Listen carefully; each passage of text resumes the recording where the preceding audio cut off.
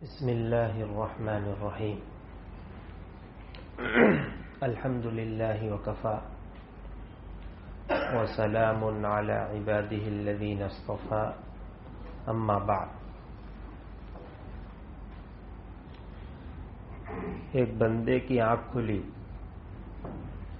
عین سحری کا وقت ختم ہونے پر، یعنی اعلان جو ہوتا ہے ہمارے ہاں صبح صادق سے 10 منٹ پہلے اعلان ہوتا ہے کہ سحری کا آخری وقت ختم ہوا، اس اعلان پر اس کی آنکھ کھلی تو جلدی جلدی 1 گلاس پانی اور 1 گلاس دودھ پی لے 2 منٹ کے اندر اندر، اتنی اجازت ہے، روز نہیں۔ روزانہ ایسا ہوتا ہو تو پھر اجازت نہیں ملے۔ کبھی ایسا ہوا کہ اتفاق سے سحری کا آخری وقت ختم ہوا پر آنکھ کھلی تو 2 منٹ کے اندر جو کچھ کھانا پینا ہے فٹافٹ کھا پی لے، اس کی عادت نہ بنائے۔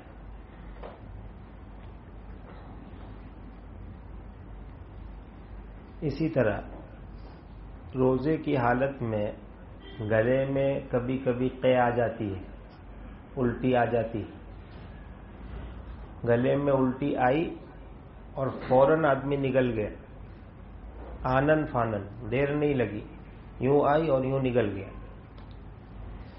تو اس سے روزہ نہیں ٹوٹے گا۔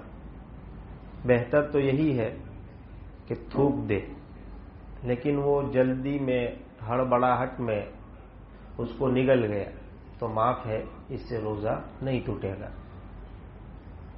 ہاں، الٹی منہ میں آ کر رکی، 1 سیکنڈ 2 سیکنڈ منہ میں آ کر رک گئی، پھر نگل گئے تو چاہے کم ہو یا زیادہ روزہ ٹوٹ جائے گا۔ جب منہ میں آ کر رک گئی ہے تو اب تو تھوک دینا ضروری۔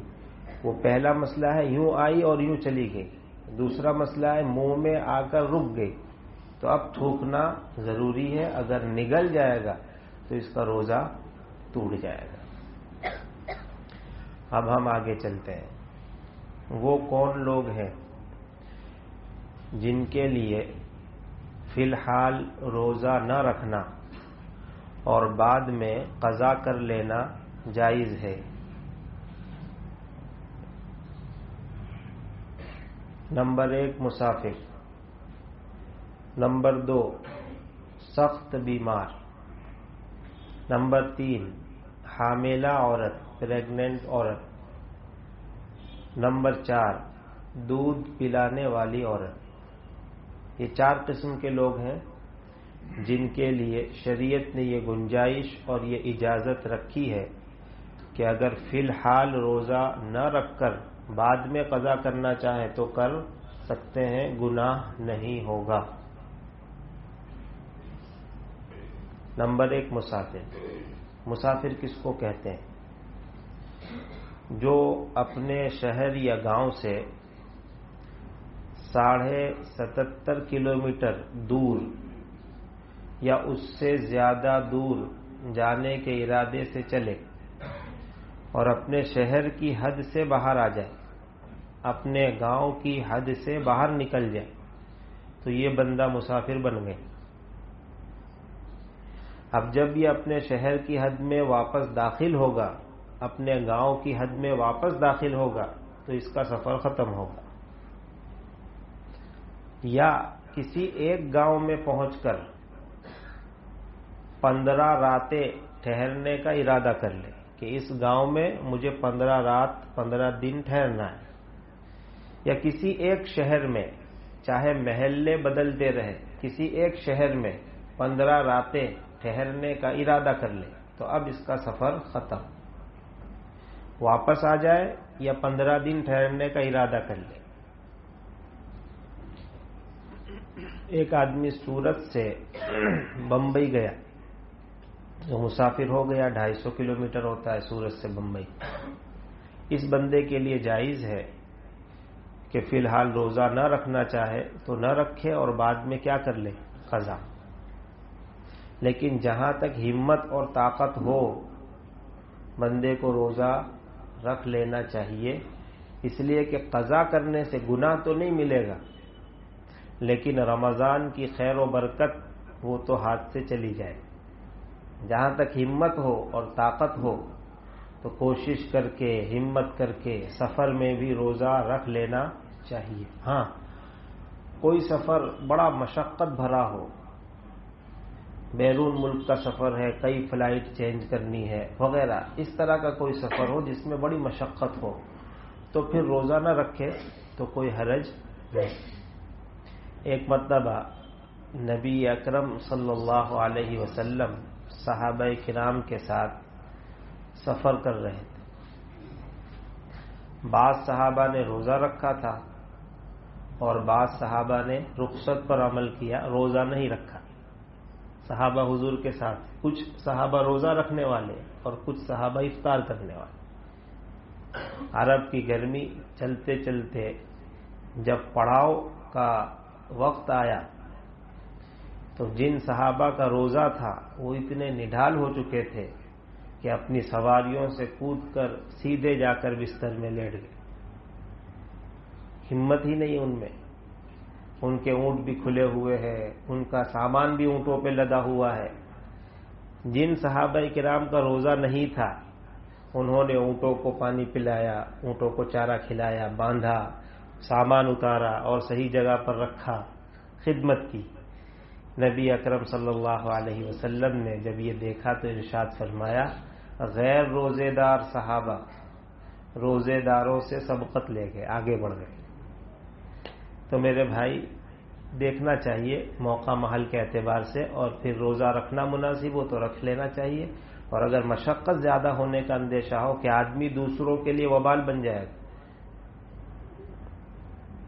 روزہ رکھا سخت گرمی میں مشقت کا سفر ہے اور بیچ میں بیمار پڑا، اب سارے ساتھی پریشان ہو رہے، یہ کوئی نیکی کا کام نہیں. اس سے تو اچھا یہ تھا کہ آپ روزہ نہ رکھتے اور عافیت کے ساتھ سفر کر لیتے. مسافر کے بارے میں دو مسئلے اہم ہیں.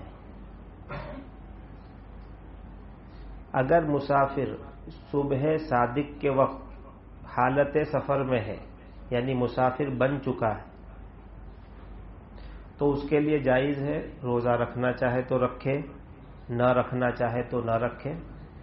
جیسے رات میں 3 بجے کی ٹرین میں بیٹھا، 3:30 بجے تک وہ ٹرین سورج سے باہر نکل گئی.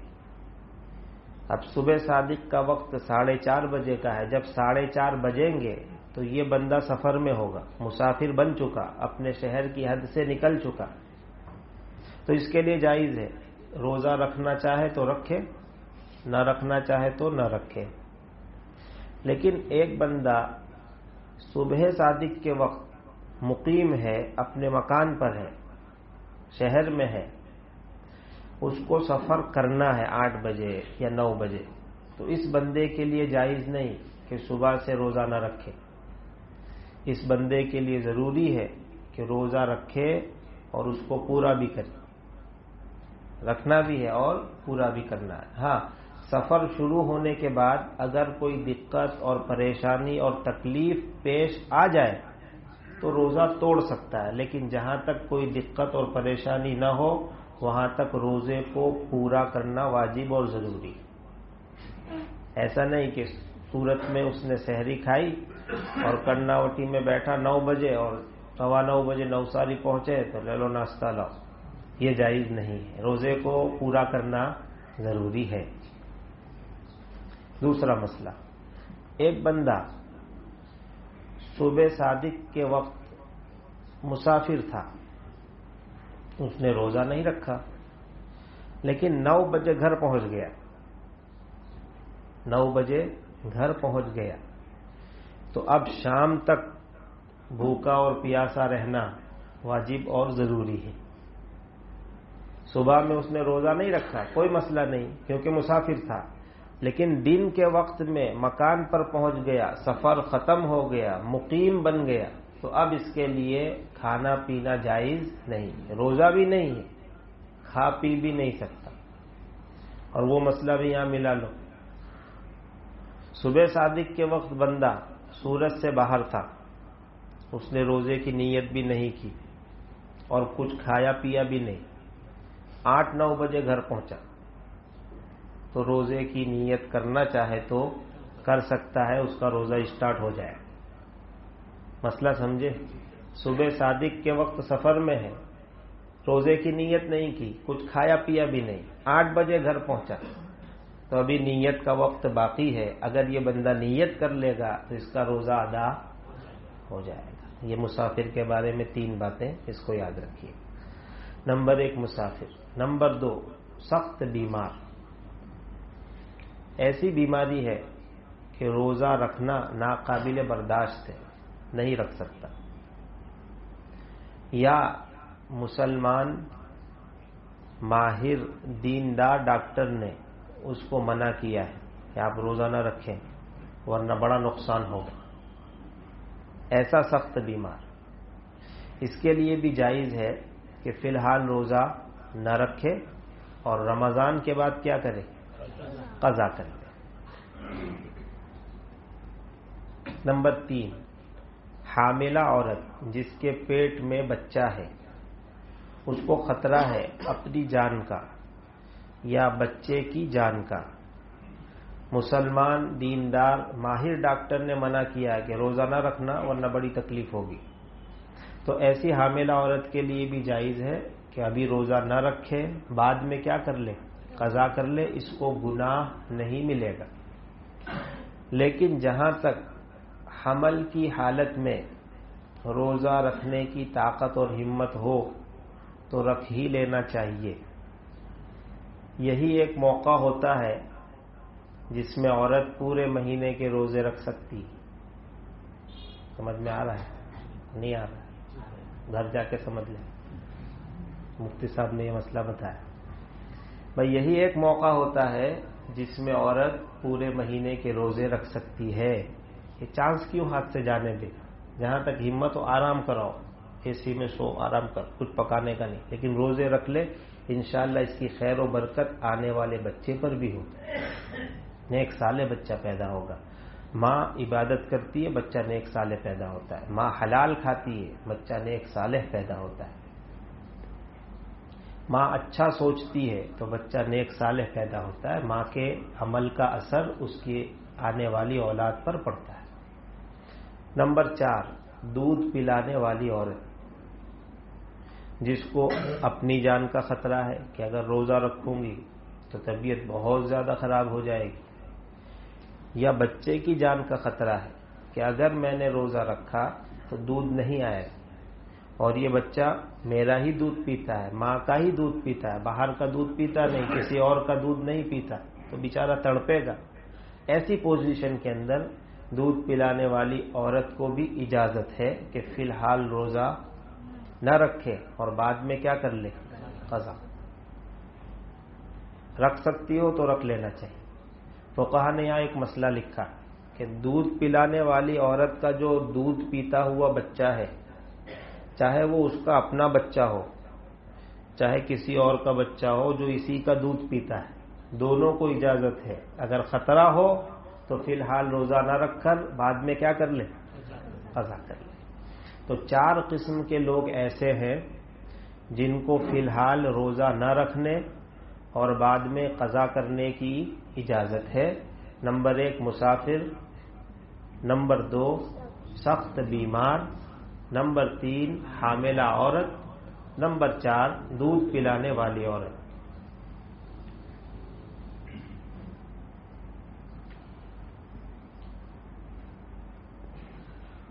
کچھ لوگ ایسے ہیں جن کے لیے فی الحال روزہ نہ رکھنا، بعد میں قضا بھی نہ کرنا، بلکہ صرف فدیہ دے دینا جائز ہے، کافی ہے۔ اس سے پہلے جو بیان تھا ان کے لیے فی الحال روزہ نہ رکھنا اور بعد میں قضا کرنا جائز، یعنی قضا کرنا ہی ضروری، اور اب جو لوگ آ رہے ہیں ان کے لیے روزہ نہ رکھنا، قضا بھی نہ کرنا، بلکہ صرف فدیہ دے دینا کافی ہے۔ یہ 2 قسم کے لوگ۔ نمبر 1 ایسا بوڑھا کمزور جس کے اندر فی الحال روزہ رکھنے کی طاقت نہیں ہے، اور آئندہ چل کر روزہ رکھنے کی طاقت حاصل ہوگی ایسی کوئی امید بھی نہیں ہے. فی الحال طاقت نہیں، آئندہ طاقت حاصل ہوگی قضا کرنے کی ایسی امید بھی نہیں. تو ایسے بوڑھے کے لیے جائز ہے کہ وہ روزہ نہ رکھے، قضا بھی نہ کرے، بلکہ روزے کا فدیہ دے. نمبر 2، ایسا بیمار جس کے اندر فی الحال روزہ رکھنے کی طاقت نہیں اور آئندہ چل کر روزے قضا کرنے کی طاقت حاصل ہوگی ایسی کوئی امید بھی نہیں، اس کے لیے بھی جائز ہے روزہ نہ رکھے، قضا بھی نہ کرے، بلکہ فدیہ دے دے. جیسے کینسر کا مریض ہے، آخری سٹیج پر چل رہا ہے، اب بیچارے کے اندر فی الحال ہمت تو ہے ہی نہیں اور آخری سٹیج پر چل رہا ہے، جاکنی کے عالم میں. آئندہ کیا امید ہے کہ اس کو موقع ملے گا؟ تو اس کے لیے جائز ہے کہ روزوں کے بدلے میں کیا دے دے؟ فدیہ دے. ایک بوڑھے میاں ہے جن کی عمر ہے 85 سال، ابھی ہمت نہیں. جب 85 سال کی عمر ہے، آئندہ سال 86 سال کے ہوں گے تو کیسے امید لگائی جا سکتی ہے؟ 85 میں امید نہیں، 86 میں کیسے امید ہوگی؟ تو ایسے بوڑھے کے لیے بھی جائز ہے فی الحال روزہ نہ رکھ کر بعد میں کیا دے دے؟ فدیہ دے. فدیے کے بارے میں 2 مسئلے بہت بنیادی ہیں، اس کو بھولنا نہیں. نمبر 1، ایڈوانس میں فدیہ دینا، پیشگی فدیہ دینا، یہ جائز نہیں ہے.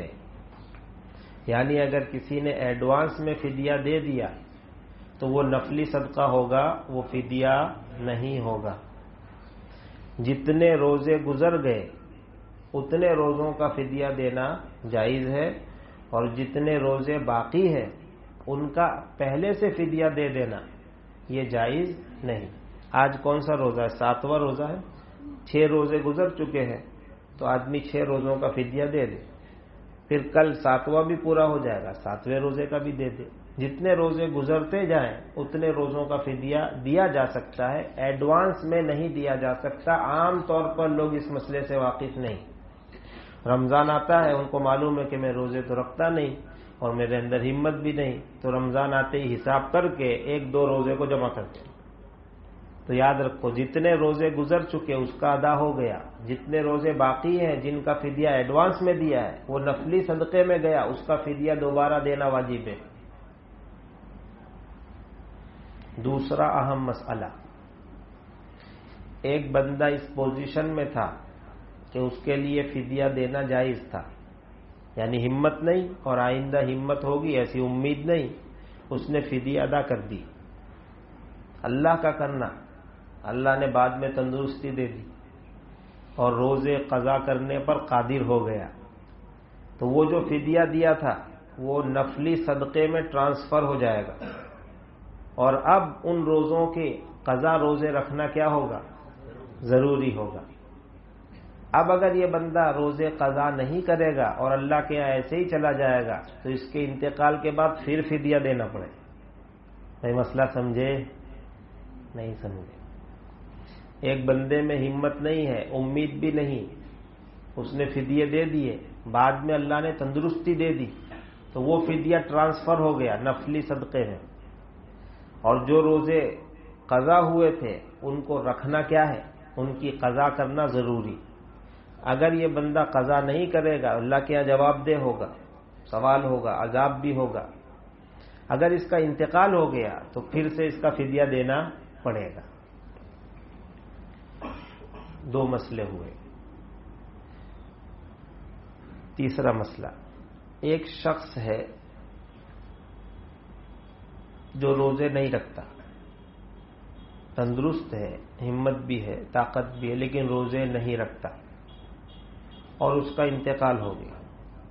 قضا بھی نہیں کیے اس نے اور ویسے ہی اس کا انتقال ہو گیا. تو انتقال ہونے کے بعد قضا کی امید باقی رہتی ہے؟ نہیں. جہاں پہنچ کر قضا کی امید ختم ہو جائے وہاں سے فدیہ جائز ہو جاتا ہے. ایک بندے نے تندرستی کے باوجود روزے نہیں رکھے اور اس کا انتقال ہو گیا، قضا بھی نہیں کیا اور انتقال ہو گیا، تو اب انتقال ہو جانے کے بعد قضا کی امید ختم ہو جاتی ہے، پس فدیہ دینا کیا ہوگا؟ جائز۔ اگر اس نے وصیت کی ہے تو اس کے تہائی مال میں سے فدیہ ادا کرنا واجب اور ضروری ہے، اور اگر اس بندے نے وصیت نہیں کی ہے تو اس کی اولاد کو چاہیے کہ اپنے مرحوم کے ہڈوں کو عذاب سے چھڑائے، عذاب ہوگا اس کو، اس لیے اولاد کو چاہیے کہ حساب کتاب معلوم کر کے مفتی صاحب سے اپنے ابا کا، امی کا، دادا کا، نانی کا جو بھی ہے ان کا فدیہ ادا کر دے۔ فدیہ ادا کرنے سے امید کی جاتی ہے کہ اللہ تعالیٰ اس کو معاف کر دے۔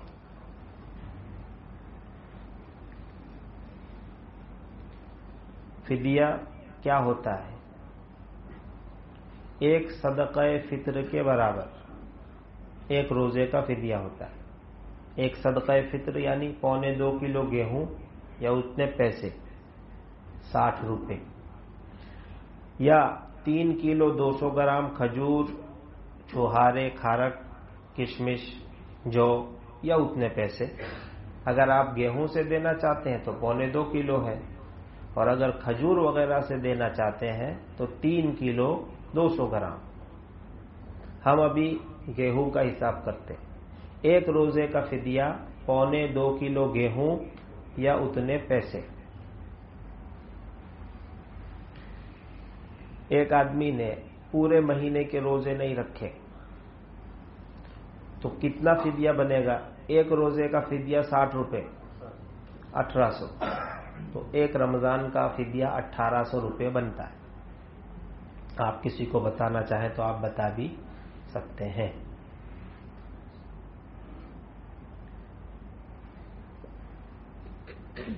فدیے کے بارے میں دوسرا مسئلہ، پورے مہینے کا فدیہ یا 2-4 مہینوں کا فدیہ یعنی 2-4 رمضانوں کے روزوں کا فدیہ ایک ساتھ ایک فقیر کو دے سکتے ہیں۔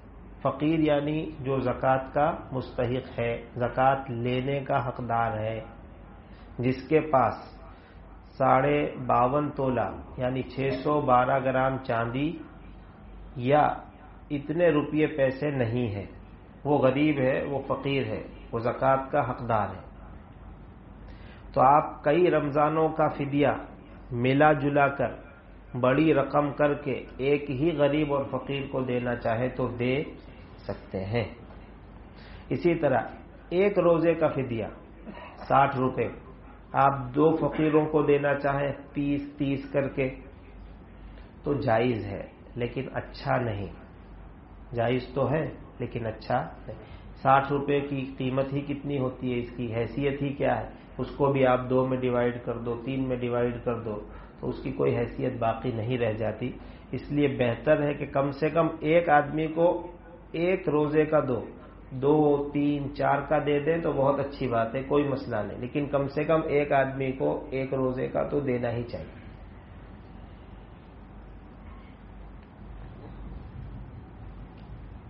کبھی کبھی بیماری میں آدمی کی نمازیں رہ جاتی ہیں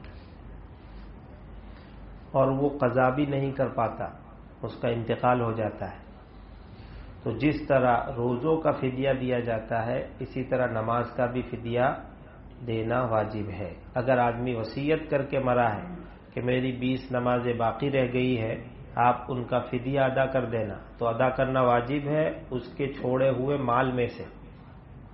اور اگر آدمی وصیت کیے بغیر مر گیا ہے تو اولاد کو چاہیے، رشتہ داروں کو چاہیے کہ اپنے مرحوم کو عذاب سے چھڑائے، اس کا فدیہ ادا کرے۔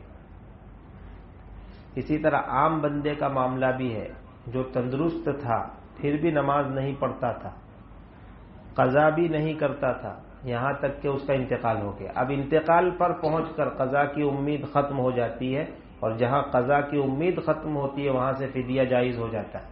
پس جن مرحومین کی نمازیں باقی رہ گئی ہیں ان کے رشتہ داروں کو بھی چاہیے کہ اپنے مرحومین کی نمازوں کا حساب کتاب کر کے دھیرے دھیرے ان کی طرف سے کیا ادا کرے؟ فدیہ ادا کرے۔ یہ ان کا اخلاقی فریضہ ہے۔ ایک دن کی 6 نمازیں ہوتی ہیں، فجر، ظہر، عصر، مغرب، عشاء اور وتر، تو ایک دن کے 6 فدیے ہوں گے۔ نماز میں ایک دن کے 6 فدیے، روزے میں ایک دن کا 1 فدیہ، نماز میں ایک دن کے 6 فدیے، تو 60 روپے کے حساب سے کرو، 360 روپے ایک دن کی نماز کا فدیہ آج کی تاریخ میں ہے۔ آپ 2 سال کے بعد حساب کرو گے تو بھاؤ نکال لینا، گیہوں کا بھاؤ بدل جائے گا، کم تو نہیں ہوگا، شاید بڑھ جائے گا، تو آپ کو پیسے زیادہ ہی نکالنے پڑیں۔ یہ بات مکمل ہو گئی۔ 2 قسم کے لوگ ہیں جن کے لیے فی الحال روزہ نہ رکھنا اور بعد میں قضا بھی نہ کرنا بلکہ فدیہ دے دینا جائز ہے۔ اور تیسرا مرحوم، جس کا انتقال ہو چکا، اب وہ قضا نہیں کر سکتا، اس لیے اس کی طرف سے بھی فدیہ دینا کیا ہے؟ جائز ہے۔ وصیت کی ہے تو واجب ہے، وصیت نہیں کی ہے تو ہم اپنی خوشی سے دے دیں، یہ ثواب کا کام ہے، ہمیں دینا چاہیے۔ اللہ عمل کی توفیق دے۔ وآخر دعوانا ان الحمدللہ رب العالمین۔ نماز کے بارے میں ایک مسئلہ، بہت سی مرتبہ ایسا ہوتا ہے کہ ہماری رکعت چھوٹ جاتی، آ کر کے ہم اس کو پورا کرتے ہیں، سلام کے بعد امام صاحب سلام پھیرتے ہیں، ہم کھڑے ہو کر کے رکعت ادا کرتے ہیں۔ تو ہم نے یہ دیکھا کہ بہت سے مصلی یوں کھڑے ہوئے اور پھٹ سے رکوع میں گئے۔ ابھی ہم کھڑے ہوئے، ہم نے اعوذ بسم اللہ پڑھی، الحمد شروع کی اور وہ بھائی رکوع میں آ گئے، تو انہوں نے کیا پڑھا اتنی دیر میں؟ یہ ایک سوال ہے۔ تو اس کا جواب یہ ہے کہ اس بندے نے پڑھا کچھ بھی نہیں، صرف سوچا۔ نماز میں قرآن کریم کو پڑھنا یہ فرض ہے، سوچنا نہیں، پڑھنا فرض ہے۔ پڑھنا کس کو کہتے ہیں؟ زبان بھی ہلے، ہونٹ بھی ہلے، اس کو پڑھنا کہتے ہیں۔ زبان اور ہونٹ بند ہیں اور آدمی سوچ رہا ہے الحمدللہ رب العالمین قل هو اللہ احد۔ تو سوچنا تو 1 سیکنڈ میں ہو سکتا ہے، 2 سیکنڈ میں ہو سکتا ہے۔ عام طور پر بہت سے ہمارے بھائی اس مسئلے کو نہیں جانتے اور وہ کھڑے ہو کر الحمد شریف اور قل هو اللہ کو سوچ لیتے ہیں اور سوچ کر رکوع سجدہ کر کے سلام پھیرتے ہیں، ان کی نماز ہی نہیں ہوتی، فرض چھوٹ گیا۔ اس لیے میرے بھائی اس کا خیال رکھنا چاہیے، یہ بہت اہم مسئلہ ہے۔ دوسرا مسئلہ، کبھی کبھی ایسا ہوتا ہے کہ امام صاحب رکوع میں ہوتے ہیں، اس وقت ایک شخص آ کر رکوع میں شامل ہوتا ہے، اس سے مسٹیک ہو جاتی ہے، اس کو رکعت ملی یا رکعت نہیں ملی۔ کبھی کبھی بندہ خود تذبذب میں آتا ہے کہ مجھے رکعت ملی کہ نہیں، ارے مل گئی، اسلام خود تذبذب میں آ جاتا ہے بندہ کہ ملی کہ نہیں ملی۔ تو جب میرے بھائی آپ کو تذبذب ہو جائے کہ مجھے رکعت ملی یا نہیں ملی، تو آپ کو نہیں ملی پر عمل کرنا چاہیے۔ ایک تو یہ ہے کہ آپ کو یقین ہے کہ رکعت ملی ہے، مجھے رکوع مل گیا، جس کو رکوع مل گیا اس کو رکعت مل گئی، مجھے رکوع مل گیا، آپ کو یقین ہے، کوئی مسئلہ نہیں۔ رکوع نہیں ملا، اس کا یقین ہے، تب بھی کوئی مسئلہ نہیں۔ لیکن ایک صورت شک والی ہوتی ہے کہ رکوع ملا کہ نہیں، رکوع ملا کہ نہیں، آپ کا دل بھی فیصلہ نہیں کر پا رہا ہے، 50-50 کا چانس ہے، تو پھر آپ کو وہ رکعت پڑھ لینی چاہیے اور بعد میں سجدہ سہو بھی کر لینا چاہیے۔ تو میں یہ عرض کر رہا تھا کہ رکوع ملا یا رکوع نہیں ملا یہ کیسے پتا چلے؟ امام صاحب رکوع میں ہے، پیچھے سے مصلی آیا، کھڑا ہوا اللہ اکبر، پھر کہا اللہ اکبر، اور یہ بھی چلا گیا رکوع میں، دونوں ایک پوزیشن میں آ گئے، امام بھی رکوع میں اور مقتدی بھی رکوع میں، دونوں کی پوزیشن ایک ہو گئی، چاہے 1 سیکنڈ کے لیے ہو، چاہے 1 مرتبہ سبحان ربی العظیم بھی نہ پڑھا ہو، 1 مرتبہ بھی نہیں پڑھا، لیکن دونوں رکوع میں شامل ہو گئے، ساتھ ہو گئے، ان کا اجتماع ہو گیا، ایک پوزیشن میں جمع ہو گئے۔